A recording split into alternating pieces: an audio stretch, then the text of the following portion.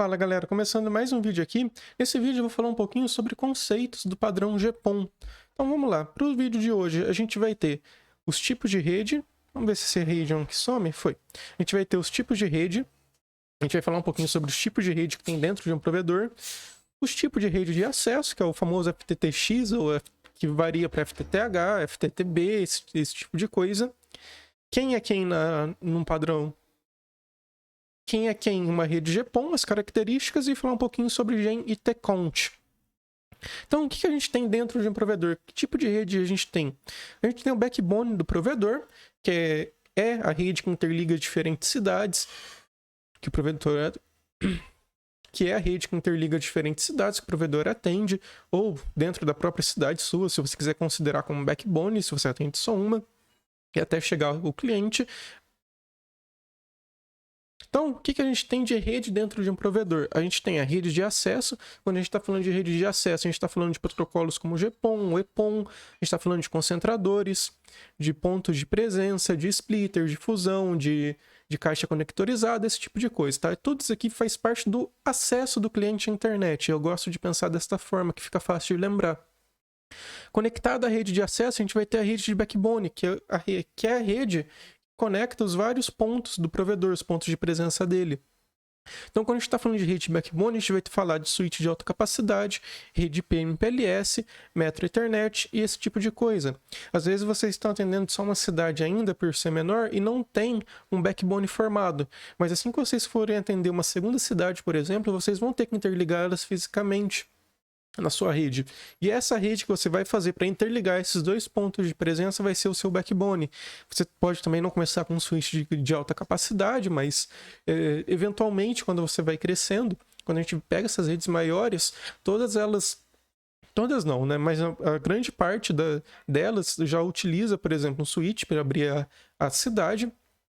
Caso ela precise vender algum link para algum outro provedor, para um cliente dedicado, alguma coisa, ele tem esse switch que permite essa facilidade para ele. Assim como vai prover redundância para as próximas cidades, o que está ligado diretamente a um roteador. Além de que sai mais barato você comprar um switch do que comprar um roteador parrudão. E quando a gente vai falar da rede core, a gente está falando do BGP, da borda, de onde recebe seu link IP, de onde se conecta com seus CDNs. Tem gente que define o core como o data center inteiro, tá? Mas tem algumas literaturas que falam que o core é apenas o BGP. Eu prefiro também pensar que o core é apenas o BGP e separar a rede do data center em uma rede diferente. Porque dentro do seu data center, além de você ter os equipamentos seu de rede, você vai ter a rede dos seus servidores. Que, se você parar para pensar, é uma rede totalmente distinta. Porque um provedor ele vai ter que ter servidores DNS dentro dele, tá? Logicamente, se você não tem, não é necessidade urgente, mas conforme o provedor cresce, ele começa a ver essa necessidade de ter um servidor DNS local, de ter um sistema Radius, tanto para autenticação dos clientes quanto para autenticação interna de login de usuário. Esse sistema Radius, normalmente para autenticação dos clientes, vai ser um sistema de gerenciamento também. Ele vai ter seu sistema de proteção anti-DDoS, seus sistemas de monitoramento, e tudo isso daí forma uma rede apartada da rede de acesso do cliente, assim como também uma rede apartada do BGP. Se a gente continuar aqui agora, a gente vai falar um pouquinho sobre as redes de acesso, né, no formato FTTX. Então a gente está falando dessa parte aqui, ó, dessa parte aqui do acesso.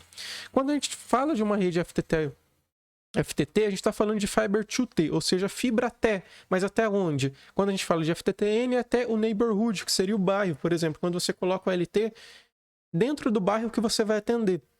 Você chega com uma fibra até ela, que está conectada lá no seu data center, e a partir daí você começa a distribuir seus clientes, mas dentro do bairro mesmo. A OLT fica dentro do bairro.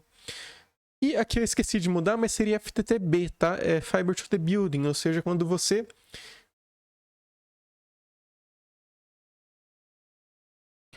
Ou quando você chega com a fibra até a ONU que está dentro do bairro e a partir daí você distribui uma rede UTP. Também pode ser, fica bem legal também. Claro que não é tão bom quanto uma fibra mesmo até os clientes, mas é uma possibilidade. Você chegar deixar uma ONU no bairro, você chega lá com a fibra até ela e depois distribui o UTP. A única coisa que você tem que tomar cuidado é perceber qual que é a capacidade da tabela MAC dessa ONU que está lá. Se você estourar ela, você não vai conseguir, você vai começar a ter problemas com os clientes UTP também, além do próprio cabo UTP que degrada bem mais rápido com o tempo. A gente também vai ter redes FTTB, tá? Aqui eu esqueci de mudar, mas seria o B, que é Fiber to the Building, ou seja, você chega com a fibra até o prédio, até o condomínio, até sei lá, até a empresa, e de lá você distribui em UTP também. A gente vai ter o famoso FTTH, que é a fibra até a casa do assinante, e FTTD, que isso daqui seria mais um cenário empresarial que precisa chegar com a fibra até o equipamento final. E quem é quem na rede GPON? A gente tem... Aqui eu deixei com todos como triângulo, porque eu achei bonitinho a imagem, porque o splitter também é representado normalmente por um triângulo. Mas a gente vai ter a OLT, que é quem envia o sinal óptico. Essa OLT vai estar passando por splitters, que vão chegar nas caixas de atendimento, que aí pode ser fusionado, pode ser conectorizado. E de lá vai até o ONT, que daí pode ser no modelo FTTN ou FTTH. E normalmente da ONT a gente cai até o usuário, tá? Quando é o modelo FTTH é assim. E aqui tá o coraçãozinho feliz do usuário, que ele tem fibra até a casa dele. Tá? Mal ele sabe que tem muita rede UTP que é melhor, funciona melhor que rede de fibra, porque o pessoal não sabe nem o que é um orçamento de potência para poder estar calculando e construindo sua rede. Então quando o usuário fala que quando era o TP era melhor, eu acredito, eu não nego nele. Eu não nego essa afirmação dele, porque a gente pega algumas redes aí que, cara, o sinal da ONU tá em menos 20, 29, menos 30, menos 31, não sei nem como que tá funcionando aquilo. Tá funcionando por Deus. Ou porque a GBIC C++. Mas enfim, eu não vou falar de orçamento de potência nesse vídeo, porque isso daqui tem que ser um assunto apartado, tá? Quando a gente vai falar de um orçamento de potência, a gente está falando de quanto de sinal o OLT vai transmitir, que a gente sabe quanto que ela vai transmitir, porque a gente tem os modelos de GBIC, que informam qual que é o parâmetro de sensibilidade de transmissão deles, qual que é a potência de transmissão, e a gente vai ter o ONU do usuário que tem o padrão de sensibilidade dela. Então, se a gente sabe quanto que a ONU consegue receber, quanto que a OLT consegue enviar, e quanto que é a degradação do caminho, porque tudo isso é calculado, porque é física, então é uma ciência exata. Claro que vai ter a variação, que é da óptica, mas a gente consegue calcular e consegue ter uma ideia sim, e é possível plenamente você saber quanto que vai chegar de sinal no seu assinante antes de você montar a sua rede. Você não precisa nem testar em bancada. Só que para falar de orçamento de potência, eu prefiro deixar em um vídeo separado onde vai falar mais um pouco sobre conceitos de óptica, tá? Por que existe essa degradação do meio do caminho e por que acontece... E como que faz a conta em si disso daí? Porque é uma conta bem simples, tá? Você vai pegar o sinal transmitido, vai diminuir por todas as atenuações do caminho e tem que estar dentro do parâmetro do assinante aqui, do ONU dele. Mas vamos lá, vamos continuar falando um pouquinho sobre aqui, que isso daqui tem outra parte bem legal. Da OLT para o concentrador, da OLT para o data center, da OLT para onde você estiver enviando ela para o link, a gente vai estar falando sobre padrão Ethernet. A partir do momento que começa a comunicação da porta GPON até a porta GPON do ONU, isso daqui não é mais Ethernet, tá? Isso daqui é o protocolo GPON. Então toda essa parte aqui, ó, que sai da OLT e chega até o ONU, a gente está falando de protocolo GPON. Aí a ONU, o ONT vai ter o cabo Ethernet dela, que vai ligar até o usuário, que aí sim volta a ser Ethernet. Então, o que a gente faz? A gente pega um dado Ethernet, que está chegando aqui pela OLT, a gente encapsula ele dentro do padrão GPON, que isso daí é feito pelas portas GEN, GEN é GPON Encapsulation Methods. Isso daí então é enviado até o ONU, que faz a extração desses dados e envia de novo para o usuário. Então a ONU não é um simples conversor de fibra, igual eu particularmente gosto de explicar para o cliente, né? A gente coloca lá, a gente fala lá que o ONU só está convertendo o sinal da fibra para o elétrico, tá? Não é só isso, ela está fazendo o encapsulamento e desencapsulamento do protocolo GPON também. Então não é tão simples assim quanto um conversor de mídia. E quais são as características desse protocolo, do padrão GPON, tá? Porque o GPON é um padrão, não um protocolo em si. A gente tem o Gigabit Passive Optical Network, que é o nome dele, então Gigabit Passive Optical Network, tá? Todos os PON são, por regra, Passive Optical Networks. Por que passive? Porque não tem nenhum elemento ativo no meio do caminho. Então o splitter é passivo, sua caixa de atendimento é passiva.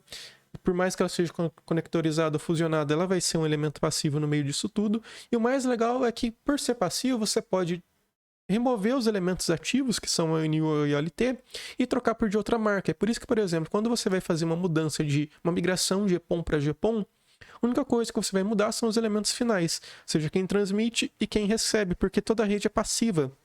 Ela não tem que fazer mais nada além de estar funcionando. Ele é baseado, então, no padrão ITU-T G984, tá? Essa daqui é uma família de padrões, se eu não me engano, tem 7 ou 8 padrões desse ITU-T da G984. Então não é um padrão I3E igual ao padrão Ethernet. Ela tem a capacidade de 2,4 Gbps no sentido downstream. O que é downstream? Da OLT até a ONU, tá? Esse aqui é o downstream. O upstream é da ONU até a OLT. E da ONU até a OLT ela tem 1,244 Gbps. Ou seja, o máximo de upload que um cliente vai conseguir é 1 GB até a OLT. Claro que isso daqui está dividido em todo o meio.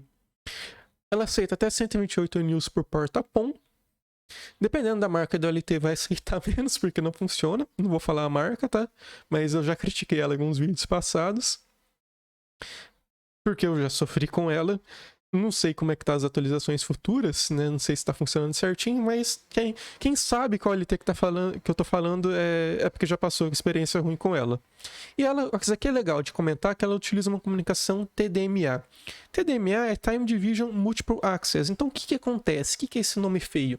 Quando a OLT ela vai transmitir, ou seja, no sentido downstream, ela vai fazer como se fosse um broadcast.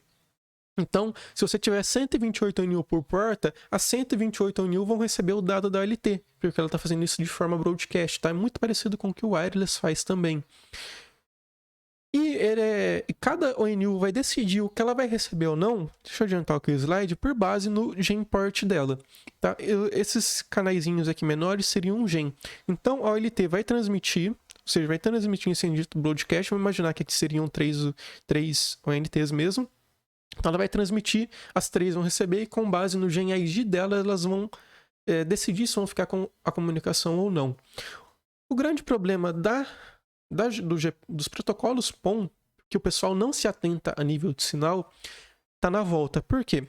Na volta, como é uma divisão de tempo de acesso múltiplo, cada ONU vai ter um slot de tempo para ela enviar os dados para cima. Ou seja, cada ONU que tiver na sua rede, ela vai ter um slot de tempo específico que ela pode fazer o upload de dados para a OLT. Quando você tem uma rede com o sinal muito diferente, isso daí gera mais carga na OLT, porque ela tem que ficar recalculando esse slot de tempo. Quando você tem uma rede que tem muita ONU entrando e saindo, ou tem uma ONU com problema lá que ela todo tempo todo ela derruba a interface GPON dela e sobe, derruba e sobe, derruba e sobe, derruba e sobe. Tudo isso gera um estresse na OLT que ela tem que ficar recalculando esses tempos de transmissão. E dependendo do sinal da sua rede, ela tem que calcular o tempo levando isso em conta também. Tem que levar em conta a distância dos clientes, tá? Então tudo isso gera um estresse no OLT. Então quanto mais padrão você conseguir deixar a sua rede em termos de nível de sinal, também melhor é. Para não deixar os clientes com sinal muito, muito diferente. Assim como é no wireless. No wireless, quando a gente tem uma estação que está com um sinal muito ruim, ela afeta todas as outras, tá? No GPON é a mesma coisa. No GPON, no EPON. Então a gente tem que se atentar a sempre manter um nível de sinal ideal, um nível de sinal que o seu orçamento de potência foi calculado para estar fornecendo. E a gente tem os caras aí do gen e do T-count, tá?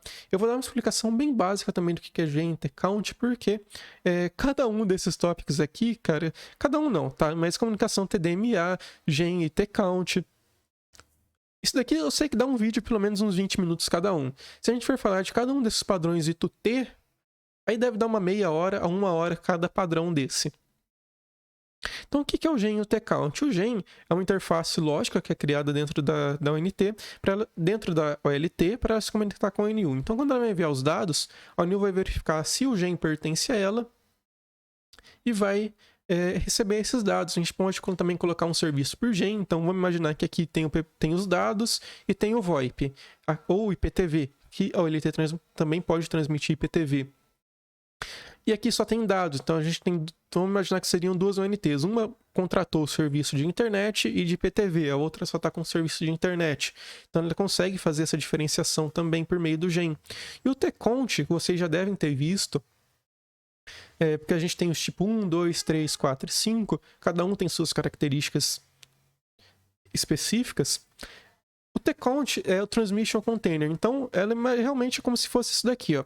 Logicamente, ela cria um container aqui para transmissão, onde o gen é inserido, aqui da mesma forma. E dependendo do tipo de T-Count, vai afetar o upload da ONT.